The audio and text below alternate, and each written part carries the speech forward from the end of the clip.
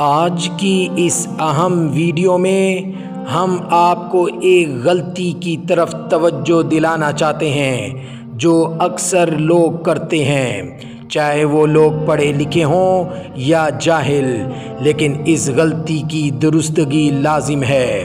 میں نے کسی بات کے جواب میں انشاءاللہ لکھا، یعنی نون شین کے ساتھ ملا کر لکھا، تو میرے استاد محترم نے مجھے کہا لفظ انشاءاللہ نہیں ہوتا، یعنی نون شین کے ساتھ ملا کر نہیں لکھتے، بلکہ یہ لفظ اس طرح ہے، انشاءاللہ، الف اور نون ایک طرف اور علیحدہ شین لکھا جاتا ہے، یعنی نون شین سے علیحدہ لکھا جاتا ہے۔ میں حیران ہوا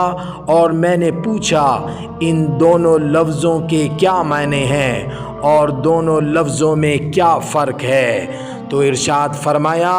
لفظ انشاء یعنی نون شین کے ساتھ جو لکھا جاتا ہے یہ انشاء نہیں بلکہ انشاء ہے، جس کا مطلب ہے تخلیق کیا گیا،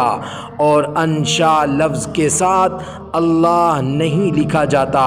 کیونکہ اس کے معنی غلط ہو جاتے ہیں۔ اگر لفظ انشاء کے ساتھ اللہ لکھا جائے اس کے معنی یہ بن جاتے ہیں اللہ تخلیق کیا گیا ہے، نعوذ باللہ، جبکہ اصل لفظ اس طرح ہے انشاءاللہ، یعنی نون شین سے علیحدہ ہے، جس کا مطلب ہے اگر اللہ نے چاہا۔ ان کے معنی ہیں اگر اور شاء کے معنی ہیں چاہا،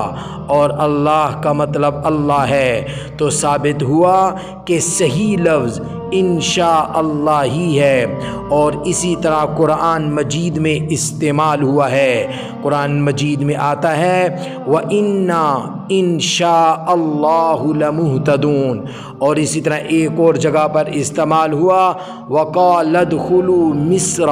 إِن شَاءَ اللَّهُ آمِنِينَ، یہ سورۃ یوسف میں استعمال ہوا ہے۔ اسی طرح ہم عام الفاظوں میں جب بھی انشاءاللہ کاغذ پر لکھیں یا کہیں، عمومی طور پر لکھنے میں یہ غلطی ہوتی ہے، تو ہمارے ذہنوں میں یہ ہونا چاہیے کہ یہ لفظ انشاءاللہ ہے،